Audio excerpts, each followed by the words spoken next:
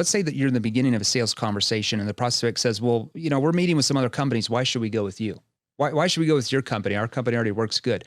What would they say if they said, well, why should I go with you? What would they say at the beginning of a conversation? Just normal, everyday salesperson. What would they do? The average Joe would probably start talking about the competitor being worse. Well, why? How much better we are. Yeah. Well, why wouldn't you? Like, we've got the best this, we've got the best this, we've got the best that. They'd get defensive, right? That's just a human reaction. So what you want to do in that type of situation is you want to disarm. It's like, you've ever read that book by Chris Voss, the negotiating, the FBI guy, where he's like, you talk about never split the difference. Never split the difference. You talk about disarming the situation. Well, sales is the same way. You have to disarm the prospect and take the sales pressure out of the conversation to get them to want to engage with you. So if somebody says, well, why should we go with you? What we train salespeople to do in companies, we say, well, I'm not quite sure you should yet.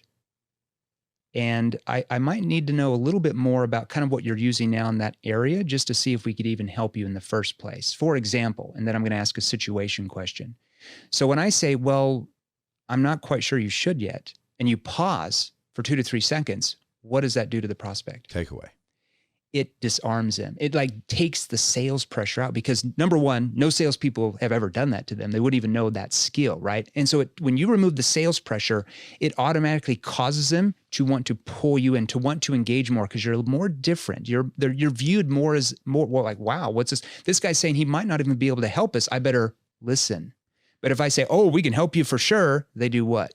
Fight back, block, and push back. Yeah, it's funny that you say this, because again, I didn't go to college, but I didn't learn that in college. But I did accidentally deploy some of the shit you're talking about. Yeah. When I was selling cars, people would come on the lot.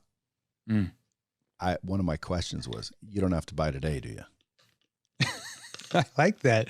You disarm the situation, take the sales pressure out. They'd walk up. I'm just looking. I'd say, no problem. You don't have to buy today, do you? And they'd be like, no, not at all. And then boom, taking the pressure. Out of curiosity, are you looking for 2-door, 4-door, sticker automatic? Come out, or I like it, or whatever. But yeah, that's exactly what you're saying. Yeah, I just naturally did it.